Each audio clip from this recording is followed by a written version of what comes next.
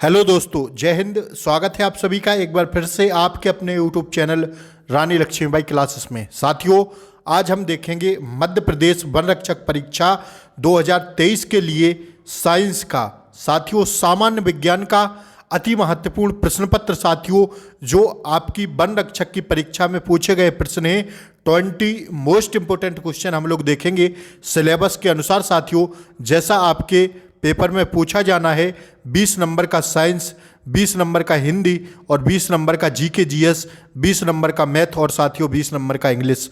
तो साथियों, हम लोग अभी पढ़ रहे हैं 20 नंबर की साइंस का पेपर। साथियों, हिंदी की क्लास इसी चैनल पर चल रही है। साथियों, सामान्य ज्ञान की साथियों इसी चैनल पर चल रही है, एमपी जीके की चल रही है। तो आप लोग प्लीज़ चैनल को सब्सक्राइब करें। पहला क्वेश्चन आपकी स्क्रीन पर लगा है, देखिए साथियों, प्रीवियस ईयर प्रश्न है। आपको क्लास को पूरी देखना है साथियों, बिल्कुल भी स्किप नहीं करना है। पहला प्रश्न आपकी स्क्रीन पर है, एक विद्युत धारा उत्पन्न करती है। साथियों, एक जो विद्युत धारा होती है वह क्या उत्पन्न करती है, आपसे प्रश्न यह पूछा गया। साथियों, ऑप्शंस देख लीजिए। ए है साथियों 4 ऑप्शन। तो साथियों, एक जो विद्युत धारा होती है वह क्या उत्पन्न करती है, वह साथियों रासायनिक प्रभाव उत्पन्न करती है, ऊष्मीय प्रभाव उत्पन्न करती है और साथियों चुंबकीय प्रभाव उत्पन्न करती है। तो ध्यान रखिएगा, इसका राइट आंसर हो जाएगा उपर्युक्त सभी तीनों। साथियों, क्या होता है, तीनों साथियों क्वेश्चन देख लीजिए। विद्युत धारा क्या करती है, उत्पन्न करती है। तीनों ऑप्शन इसके राइट आंसर है। आइए साथियों, अब हम लोग दूसरा प्रश्न देखते हैं। ये रहा साथियों आपकी स्क्रीन पर दूसरा प्रश्न। आप लोग हमसे पहले आंसर देने का प्रयास किया कीजिए, ठीक है। वायु कोश फेफड़ों के भीतर सूक्ष्मतम नलिकाओं के रूप में संपन्न होते हैं। वायु कोश फेफड़ों के भीतर सूक्ष्मतम नलिकाओं के रूप में संपन्न होते हैं, कहलाते हैं साथियों। क्या कहलाते हैं, तो साथियों वो कहलाते हैं वायु कूपिकाएँ।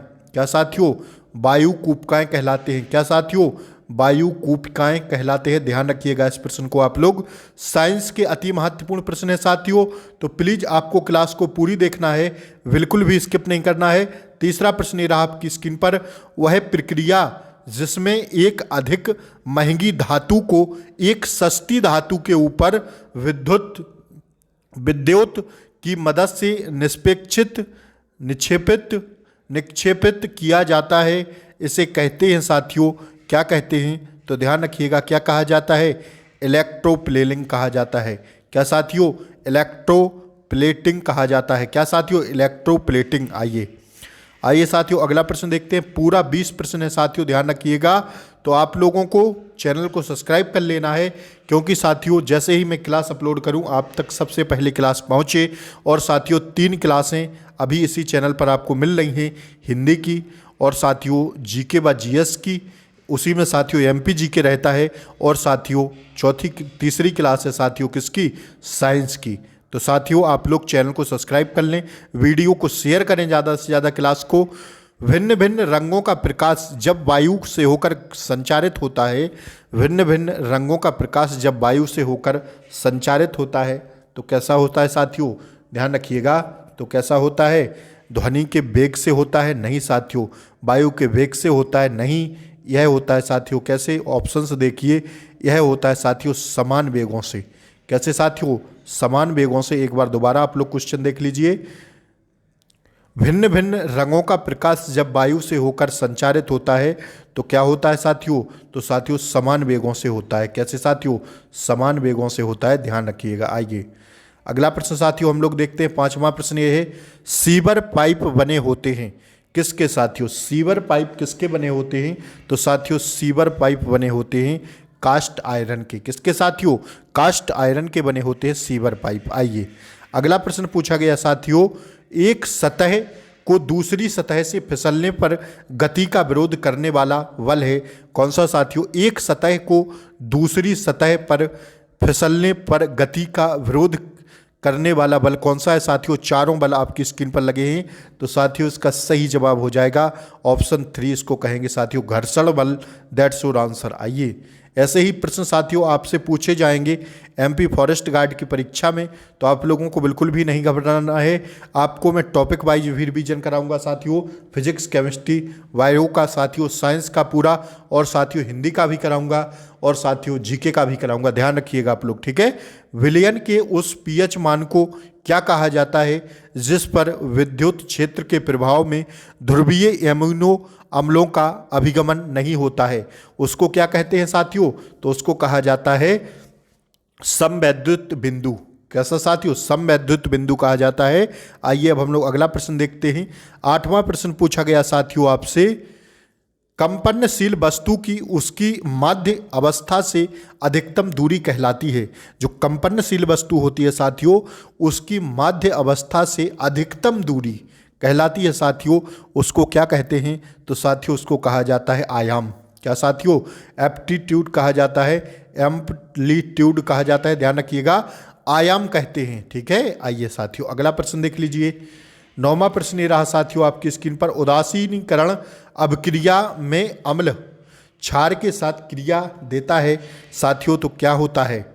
जब साथियों उदासीनीकरण अभिक्रिया में अम्ल क्षार के साथ क्रिया देता है तो साथियों क्या होता है? तो साथियों होता है, ध्यान रखिएगा, लवण एवं जल होता है। क्या साथियों? लवण एवं जल बनता है। आइए 10वां प्रश्न देख लीजिए साथियों, ये है आपकी स्क्रीन पर, मृदा में उगने वाली फसलों की उपयुक्तता निर्भर करती है उसके किस पर साथियों? तो यह करती है किस पर? स्पर्शानुभव पर साथियों, रंग पर और साथियों प्रकार पर, उपर्युक्त सभी पर करती है, ध्यान रखिएगा साथियों, ठीक है।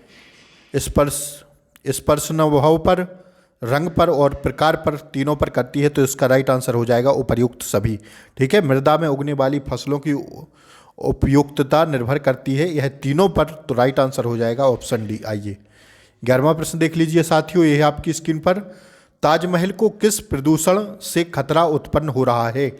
ताजमहल को किस प्रदूषण से खतरा उत्पन्न हो रहा है साथियों? तो उसे ताजमहल पीला पड़ रहा है साथियों, ध्यान रखिएगा आप लोग। तो उसको कौन से मतलब किस प्रदूषण से खतरा उत्पन्न हो रहा है? तो साथियों उसे हो रहा है सल्फर डाइऑक्साइड से। सल्फर डाइऑक्साइड को SO2 कहते हैं, ध्यान रखिएगा, सल्फर डाइऑक्साइड से खतरा उत्पन्न हो रहा है ताजमहल को। यह प्रश्न बार बार पूछा जाता है, तो साथियों छपेगा, स्टार लगा लेना इस प्रश्न पर, ठीक है।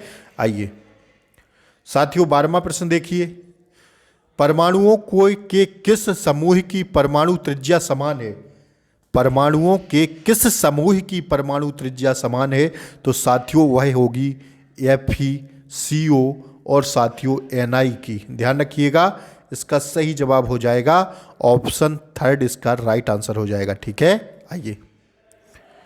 आइए साथियों 13वां प्रश्न देखिए, दो भिन्न भिन्न जीवों के बीच संबंध जिसमें दोनों लाभान्वित होते हैं कहलाते हैं साथियों। दो भिन्न भिन्न जीवों के बीच संबंध जिसमें दोनों लाभान्वित होते हैं वह कहलाते हैं साथियों, क्या कहलाते हैं?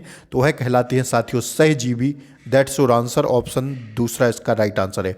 आइए साथियों अगला प्रश्न देखिए 14वां, घर्षण बल निम्न के बढ़ने के साथ बढ़ता है। साथियों क्वेश्चन ढंग से पढ़िएगा, ऑप्शंस नीचे हैं। घर्षण बल निम्न के बढ़ने के साथ बढ़ते हैं, घर्षण बल निम्न के साथ बढ़ने से बढ़ते हैं, तो साथियों किसके साथ बढ़ने से बढ़ते हैं? तो साथियों क्वेश्चन देख लें एक बार, कौन सा प्रश्न है? 14वां, घर्षण बल निम्न के बढ़ने के साथ बढ़ते हैं, तो किसके साथ बढ़ने से बढ़ते हैं साथियों घर्षण बल? साथियों किसके साथ बढ़ने से बढ़ते हैं घर्षण बल? तो साथियों ध्यान रखिएगा किसके साथ? इसका राइट जवाब हो जाएगा सतह के खुरदरेपन से। किससे साथियों? घर्षण बल किसके साथ बढ़ते हैं? सतह के खुरदरेपन से, इसका राइट आंसर है ऑप्शन सी। आइए 15वां प्रश्न देखिए साथियों, एक परावर्तक सतह अंदर की ओर वक्रीय है, एक परावर्तन सतह अंदर की ओर वक्रीय है, अब निर्मित दर्पण है, कैसा होगा साथियों? अब निर्मित दर्पण, जो दर्पण होगा साथियों वो कैसा होगा?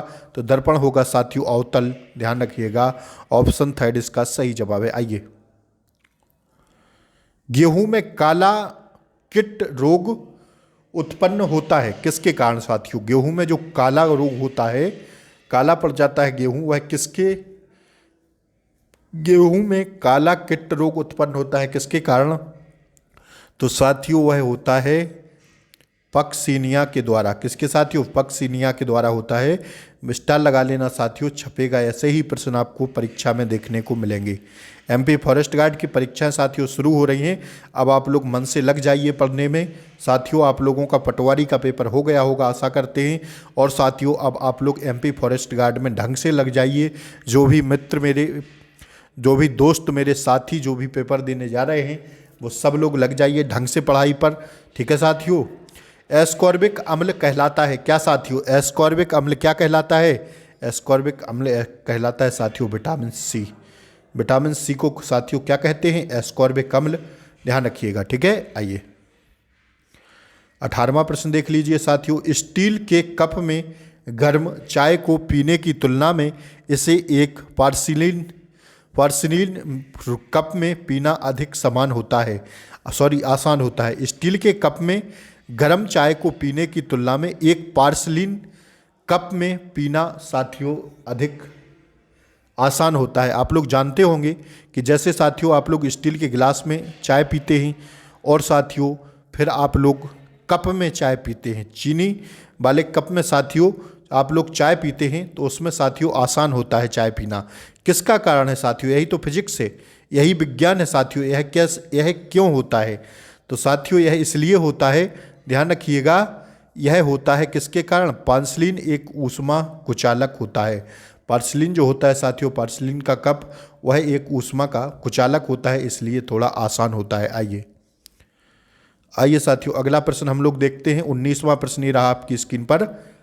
कौन सा चरण वनों के संरक्षण के लिए लिया जाना चाहिए? कौन सा चरण वनों के संरक्षण के लिए लिया जाना चाहिए? स्टार लगा लेना साथियों। वन का पेपर है आपका और वन से संबंधित प्रश्न है तो साथियों एक ना एक प्रश्न ऐसा आपको छपेगा। तो साथियों इसका राइट आंसर हो जाएगा 19 का ऑप्शन 4 इसका राइट आंसर हो जाएगा कि साथियों वृक्षों की कटाई पर प्रतिबंध, वन आग को रोकना और साथियों बंजर भूमि का वृक्षारोपण। तो साथियों प्रयुक्त सभी इसका राइट आंसर हो जाएगा। पूछा गया था वनों का चरण, कौन सा चरण वनों के संरक्षण के लिए लिया जाना चाहिए? तो साथियों वृक्षों की कटाई पर प्रतिबंध लगना चाहिए, वन आग को रोकना चाहिए साथियों और बंजर भूमि का वृक्षारोपण। साथियों ये सभी चीज़ें साथियों वनों के चरण के लिए उपयुक्त जरूरी हैं। तो साथियों संरक्षण के लिए तो इसका राइट आंसर हो जाएगा ऑप्शन 4। आइए एसिटिक अम्ल किसके द्वारा उदासीनीकृत होता है साथियों? जो एसिटिक अम्ल होता है वह किसके द्वारा साथियों उदासीनीकृत होता है? तो वह होता है साथियों सोडियम हाइड्रोक्साइड के साथ। किसके साथ साथियों? सोडियम हाइड्रोक्साइड के साथ। साथियों आज हमने साइंस के प्रश्न देखे 20 जो आपकी परीक्षा में पूछे गए हैं। वन रक्षक एमपी फॉरेस्ट गार्ड की ही परीक्षा के प्रश्न है। कैसा लगा साथियों सेशन जरूर कमेंट करके बताएं और चैनल पर नए हों तो चैनल को सब्सक्राइब करें, वीडियो को लाइक करें और साथियों खूब शेयर करें। आप लोग शेयर में कमी करते हैं साथियों, शेयर किया करिए अपने दोस्तों के पास, रिलेटिव्स के पास। जो भी साथियों पेपर देने जा रहे हैं अपने व्हाट्सएप ग्रुप में लगाइए, भेजिए साथियों क्लास को। जय हिंद साथियों, मिलते अगली वीडियो में, तब तक के लिए जय हिंद।